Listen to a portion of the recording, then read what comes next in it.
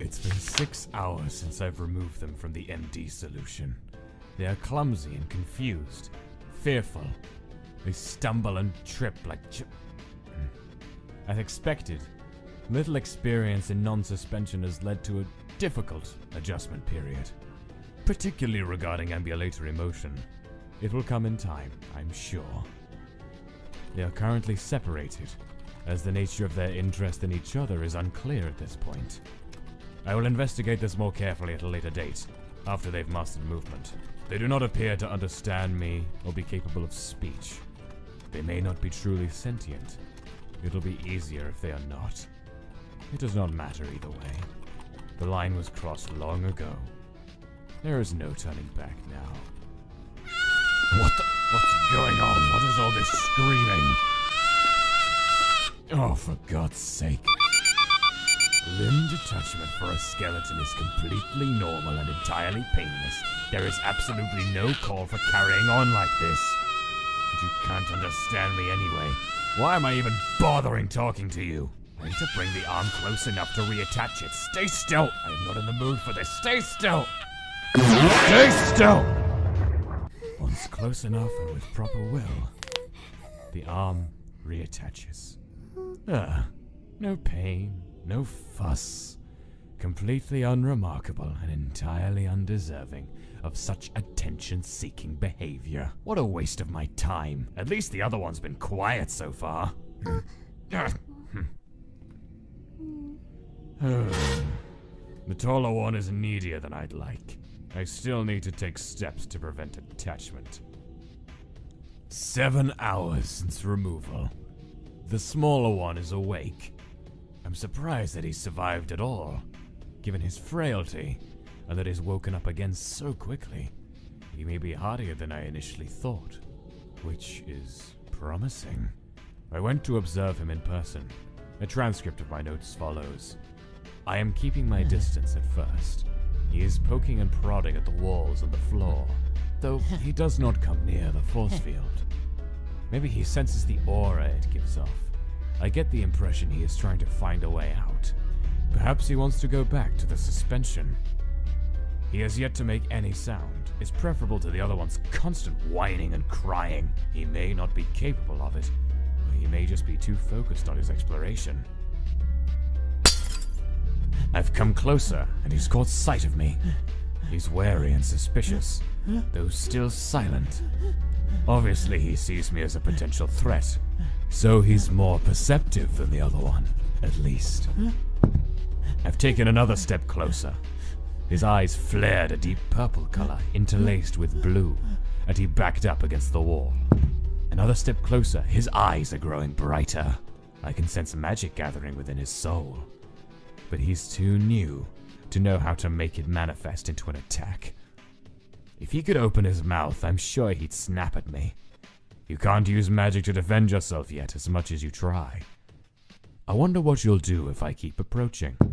Closer still. He's getting quite frantic.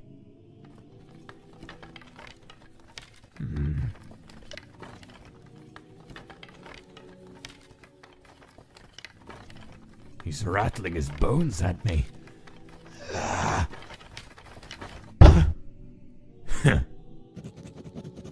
At that point, I decided to leave him be, to attend to other matters. The two of them differ strikingly in temperament. One docile, one hostile. Whether that will make things easier or harder, I will have to see. An unexpected development. I left them within earshot of one another while I was clearing one of the workrooms for future use. It didn't take them long to realize the other was nearby. Perhaps a side effect of the nature of their souls. Huh?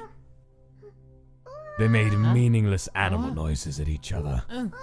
Subject 1 is capable of it after all. Nothing unusual or noteworthy, but then I began to babble. I could recognize the noises they were starting to string together. Bits and pieces of things I'd said to them. They even mimicked my tone of voice. Though clearly without understanding, they can speak. They can learn. They are sentient, after all. I don't know how I feel about this. I specifically accelerated their growth because I didn't want them to look like children. I don't want them to sound like children. It's unnecessary. I will introduce them to each other tomorrow, with the proper precautions in place. This wasn't in my plans, but one must always be ready to improvise. We'll see what happens. This is it. Subject 1 and 2 are going to meet. I'm keeping a tight hold on both of their souls. Don't touch me! Don't touch me. So if they fall to fighting, it should be a matter of moments to separate them before either is hurt. It's best to be prepared. I'm not entirely sure what to expect. They've seen each other. They seem at a loss for what to do. Subject 1 seems wary. Subject 2's eyes have begun glowing a warm red-orange color. Subject 1 soon began glowing light blue in response. This seems to have calmed them a little. They are approaching each other. They are curious about the other, as one may expect. They are the first living thing they've seen aside from myself, after all. They are very eager and quick to learn. Already their level of speech has advanced at an astonishing rate by speaking to each other. As one learns something new, Shh, no cry, no cry. so the other builds off of what they've learned to new heights. A mutual scaffolding.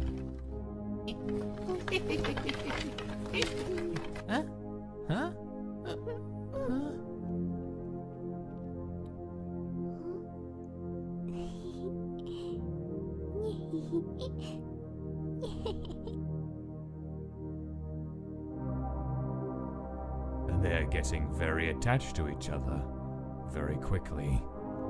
If I want these two to mature rapidly, leaving them together seems the most obvious choice. At the same time, emotional bonds like this carry their own risks.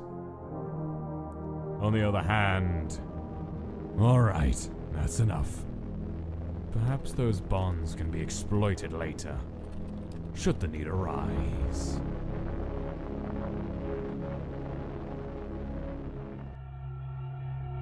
Entry number. Steady progress at a rapid rate. They can speak in sentences now. Subject 1 is quiet and soft-spoken. A lowercaser, I'm sure, without much attention to detail and taken to mumbling. 2, however, is more confident and clear. Uppercase. Like myself, a voice that demands attention. It does not matter what their fonts are. I did not notice, and it does not matter. They cry and carry on whenever I have to separate them, but I cannot risk leaving them alone unsupervised unless Subject 2 can understand one's condition. What's that mean?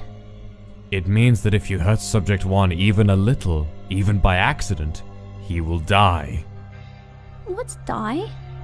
It means that he will turn to dust and you will never see him again. Stop crying, I'm talking to you! Since then, 2 has been very careful. Entering, but since I moved them into the same room, they are much quieter and easier to work with. They chatter constantly. Entering, whenever I go to see them, they are holding or touching each other. They are desperate for physical contact. At least they won't ask it from me. They even sleep like that. It doesn't seem like it'd be comfortable. Sometimes, their souls grow in unison. I believe it is when they are dreaming. Entry not. They are voracious eaters, and given their rapid development, it makes sense. Out of curiosity, I gave them half a portion one night to see what they would do. They split the difference. I suspect given only a crumb, they'd find a way to share it. I don't know where they learned to be so selfless with each other. It's not a trait I'd think would be inborn. Entry number. I gave them one pillow to see who'd assert dominance and claim it for their own. When I checked on them, they'd torn it up and were playing with the stuffing. Entry number. They never stop asking me questions. At least their vocabulary is growing. What is disappointing? Specimen? Alternating current. Electricity. Marrow. Calcium? Laser. Forbidden? I did make an annoying error once while I was distracted. What is he? What are we? Is he... me? Am I him? No, you are not the same person. Then what are we? You are things. Though I suppose technically one could say you are brothers. Brothers? He's my brother? Are you our brother too? I made you both. But what are you? Are you us? What are you to us? Quiet! They unfortunately latched onto the word. Brother this, brother that. Perhaps they'll grow out of it. I should have been more careful with my wording. Things cannot be brothers. Entry number. They're starting to read. I'm being careful about what I give them. I don't want them getting ideas about the outside world. Subject 1 is a fast learner. 2, less so. He struggles with reading, and my hope is that he inherited my... It's a physical problem with his eyes and not a mental one. Bad eyes can be fixed. Even with one's help, he has difficulty. He interprets even the clearest directions in strange ways. He seems intent on sabotaging himself at every turn. One, at least, seems very clever. Why don't we ever see anyone else down here? Are we a secret or something? Perhaps too much for his own good at times. Entry number. They smile when I come to see them. They ask me what I do outside. They ask me if they can go outside. Entry number. Subject 2. Tried to hold my hand. Entry number. I've made a huge mistake. I've waited too long. The project is in danger. My objectivity is at risk of being compromised. I cannot afford a further delay. They are still childlike, but no more time can be wasted. Even this, in the end, was a foolish diversion. It does not matter if they can understand. It does not matter what they look like, or if they can think, or what they feel. This is not what I made them for. I need to regain my focus. I need to regain control. I need to remember why I'm doing this. Why don't my hands look like yours? You and Subject 1 don't look alike, do you? I guess not. I knew when I began what this would entail. I knew what I'd have to do. I knew there'd be no going back. No forgiveness. Decisions were made all for the greater purpose. To create these living tools. To even consider. Such selfish sentimentality gets people killed. There is only one choice. There is only one choice. I told myself I'd make whatever sacrifices necessary to achieve my goals. I'm not going back on my word. I'm the only one who can do this. Who will do this. There are no other options. I'm going to get us all out of here. No matter what it takes. The greatest test of my strength. I am determined. Can you move? No. It's hard to breathe. I'm scared.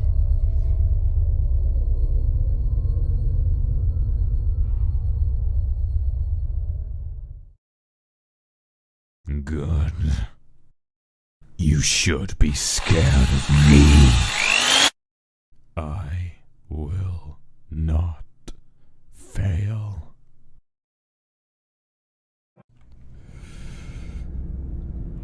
It is done. They asked me, begged me, screamed at me to stop. And when I did not, they called out for their brother to save them. When they did not, they called out for someone, anyone, to help them. But nobody came. A lesson we must all learn at some point.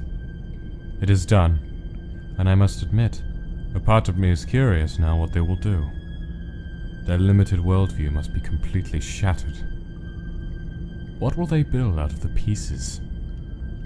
Can they even understand what just happened to them? How will they adapt to this new paradigm? What will change?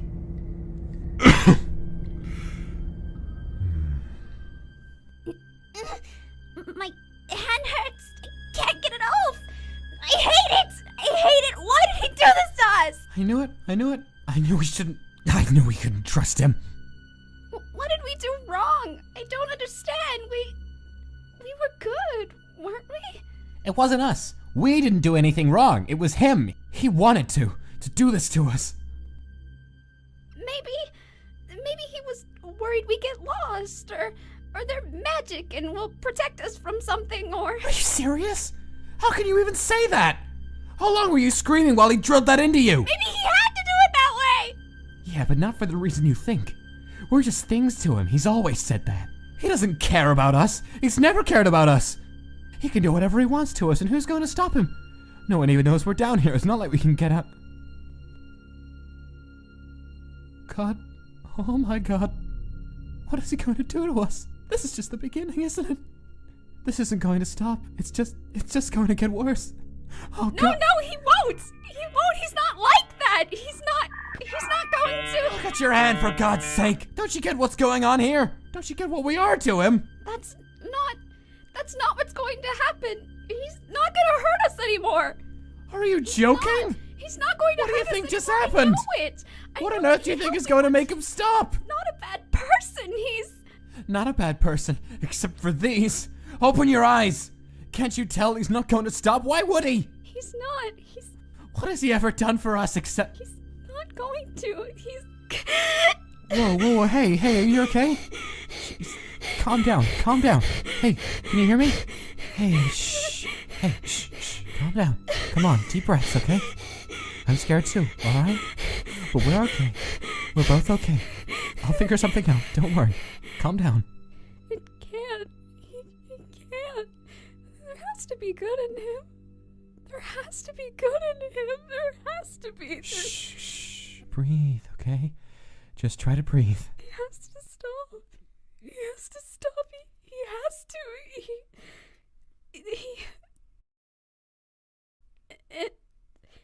It won't get any worse than this. Right? Why did you do that to him? He never did anything to you. He didn't deserve that. And you did? Does his suffering only matter to you?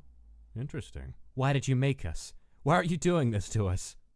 Is someone making you do this? Is that it? Do you not have a choice? Huh? I thought I turned this off. Yes, Dr. Alphys, what is it?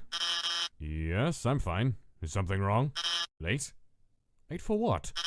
Yes, but that's tomorrow, isn't it? Is it really? Are you sure? I must have lost track of time. I know it's not like me, but I haven't got much sleep lately. No, I'm alright. Don't worry. I'm fine. I've just had a lot on my mind. Huh? Bro! Brother, how did you get outside? I snuck away while he wasn't looking. I'm gonna get you out, okay? And then we're gonna get out of here. Oh, yay! But how? I'm still working on that part. He does something to the wall when he opens it, doesn't he? Yeah, he touches that thing over there. I think maybe put your hand on it? Okay. It's not working. Only one of the lights went on. Try using 2 hands. He only uses one, though. Well, his hands are big and you have little baby hands. I do not have baby hands. You have the most itty-bitty hands, brother, like tiny little... Ah! Apparently, I'm going to have to keep a closer eye on you. You're slipperier than I thought. No, I was so close! Are we in trouble? Yes. Under other circumstances, it'd be sufficient to punish only you, Subject 1. But your frailty makes that difficult. So, you both will be coming with me. Don't hurt him! He didn't even do anything! He didn't do anything! Think about that the next time you run from me. Come on. Entry. I have a theory. Both subjects glow unnaturally and powerfully, unusually so for our species. Although, admittedly, there aren't many left of us to compare. I suspect the unique nature of their souls has something to do with it, but it needs proper investigation. One's eye sockets are large, and the aura of his glow is very strong. He seems the best candidate. If the healing tinge I sensed is truly present, and can be replicated, or even enhanced, maybe there's hope for my eye, after all. Entry number... Failure.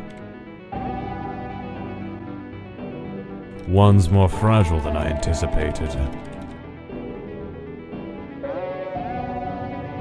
The right eye is broken. Preliminary tests indicate permanent blindness. I suppose now we're a matching set.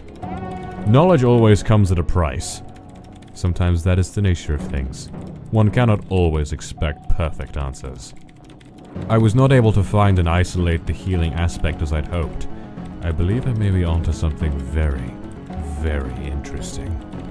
I will need to observe him carefully while he recovers. And if I'm correct, well, it could change everything. As for the damage, eye glowing is essential to a skeleton's emotional well-being. Without full access to the ability, 1S may develop problems. Well, that's why I made 2 of them.